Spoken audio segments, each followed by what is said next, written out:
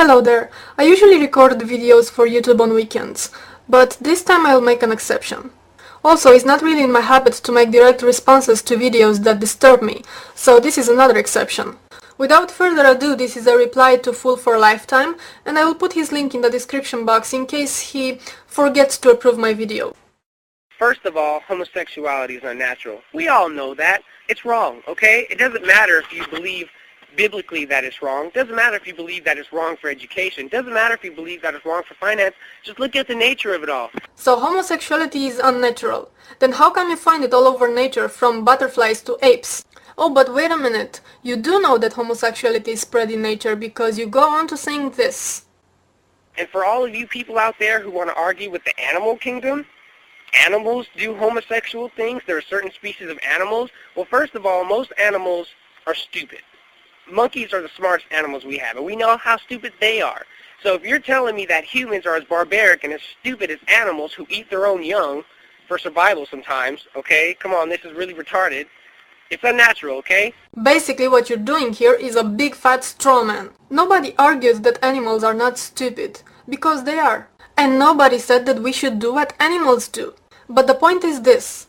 Your statement that homosexuality is unnatural is false. You cannot call it unnatural as long as you can find it all over nature. It's just that simple. So let's move on. Secondly, it does make God mad. Whether you like to admit it or not, it does make God mad. Go read 1 Corinthians chapter 6, verse 14, I believe it is, around there. Homosexuals shall not inherit the kingdom of heaven. It says it clearly. Apostle Paul in Romans, I believe it is. Man shall not lie with man. What is so hard to understand about that? It makes God mad, okay? For your point to be considered valid, first you have to do 3 things. First, you must prove that there is a God. Second, you have to prove that your God is the real God. Third, you have to prove that the Bible is the Word of God. Yeah, I wish you all the luck in the world with that. Now, if you manage to do a miracle and prove all of these things, you are still left with the interpretation of the Bible. Yes, there are a few passages who condemn homosexuality. But there are also some passages that condemn touching the skin of unclean animals. Are you wearing any leather products? And what kind of leather is that? Do you play basketball? From what kind of leather is that ball made? I'm sorry to break this to you, but according to the Bible, this is an abomination. Do you know what else is an abomination in the Bible? For a woman to wear men's clothing. And since we are on this very lovely topic, I just want to make a quick note to Yokap's brainwashed wife. Caroline, honey? You know, you often dress like a dude. It's an abomination. But let's keep rolling. You know, it's genetic and it's not something you can help. No scientific proof that it's genetic. No scientific proof. Okay, the scientists have not yet agreed on the exact reasons that an individual develops homosexual, bisexual or heterosexual orientation. But they have agreed that we do not experience a sense of choice about our sexual orientation. How come you think that somebody would just choose to be gay? So it's like one day I just wake up and say, from this moment on I will be attracted to women. Because I want to be discriminated. I want to be deprived of civil rights. Just take in consideration the fact that there are homosexuals even in Muslim countries. Do you know what happens to gay people in those countries? You would be just thrilled. And yet you still think it's their choice. Your mom had to lay down with your dad to come up with you, and now you're here. Heterosexuality is pro-life. Homosexuality is anti-life. What is so freaking hard about this, guys? Well, newsflash to you, pro-lifer. We are overpopulating the planet.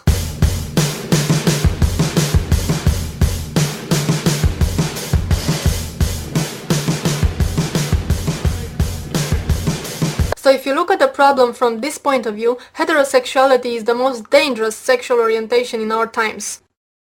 People should have the right to be with who they want to be, which is why we put rapists in jail for raping little kids, which is why we put molesters in jail for molesting little kids. I mean, hey, if the same sex is your thing and little kids is my thing, then fine, you know? How about it? Well, I'll tell you how about it. It's a little thing called consent. As a side note, there is something really disturbing that I noticed about people in my country. Even the most open-minded, and intelligent people I know are still against homosexuality. So for you people who are watching me right now, I just want to tell you this. If you'll ever stand in front of me again and associate homosexuality, which is a consensual act between adults that do not harm anybody, with pedophilia or bestiality or any other form of abuse, I will spit you between your eyes. 'Cause I'm a lady like that. But let's go on. You know, should you be allowed to marry your mom? How about it? Should you be allowed to marry your brother, your sister? Should you be able to have 10 wives? How about it?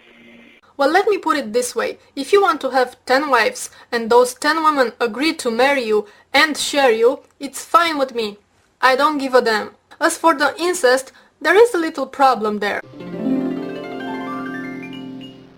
I know there's a lot of you guys with common sense and level heads on your shoulders, and I'm urging you to keep the fight going. Thanks. Why is it so hard for you to understand that both heterosexual and homosexual behavior are normal aspects of human sexuality? Both have been documented in all the different cultures and historical times. Those convictions that you have are not justified by religion or by logic. You are just a homophobe. Your hypocrisy is much too obvious, especially when you preach about Jesus and love, while in the same time, all you do is promoting hatred. On February 12th, an openly gay 15-year-old boy named Larry, who was an 8th grader in Oxnard, California, was murdered by a fellow 8th grader named Brandon. Larry was killed because he was gay.